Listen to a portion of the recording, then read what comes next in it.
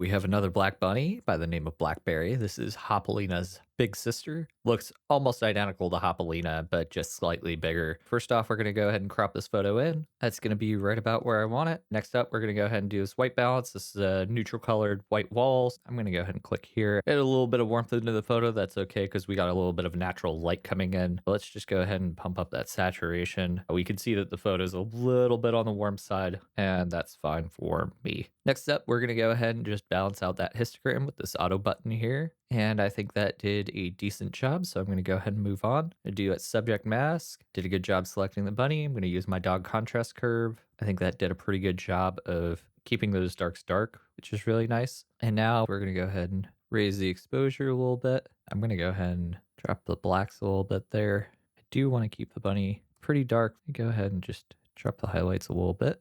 I'm going to raise the shadows a little bit, but not too much. I'm going to go ahead and increase the saturation a little bit on there. Bring out those brown spots a little bit. And that's going to be it for light. So we're going to go ahead and shuttle this over into Photoshop. All right, here in Photoshop, we're going to go ahead and we're going to click that ellipse tool that brings up this little select subject. We're going to do detailed results. We're going to hit select subject, and it lost a little bit of the pause here. So we're going to go ahead and we're going to add some of those back in. I think we've got a good selection here. So I'm going to go ahead and Command C, and I'm going to invert the selection and use generative fill. And I'm going to see what it gives me. So I think this is going to be the one that I go with here. And I'm going to go ahead and I'm going to paste that. That was interesting. I'm pasting the original bunny that I had copied over just to make sure nothing too weird happened. And it's looking fine to me. So instead of creating more work, I'm going to go ahead and just get rid of that. And so now we have what generative fill created here, which I think is pretty good. Now I've got that generative fill done. I'm going to go ahead and I'm going to use the remove tool, and I'm just going to go through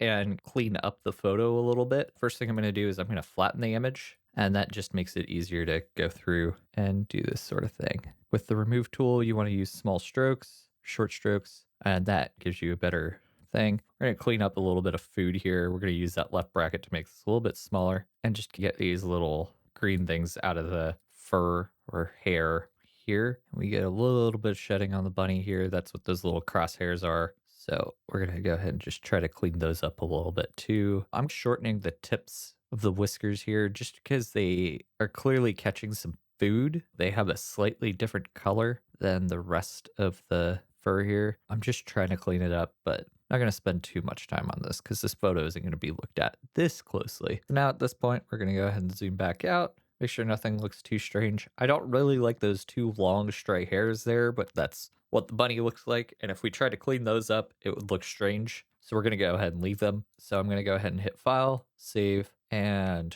go back. Ta-da, it's there. I'm going to go to the effects. I'm going to do a post-crop vignette, -15, nice and subtle. Bring that focus in towards the bunny, and then I'm gonna warm up this photo just a tad here. And I'm gonna see if I can maybe use the magenta. You can see in this image here that this area, so this is the before, you can see that it's a little bit on the green side. It's got that green tint. We just add a little bit of magenta. We may have overdone it a little bit, but I'd rather the rock look a little bit magenta than a little bit green. I'm gonna take that down just a little bit and try to get that nice neutral color going, and that just makes the image a little bit nicer. All right, and then I'm going to go ahead and just bring up the exposure just a hair, and I think that really just fine tune a little bit, fine tune the image, and that's your bunny.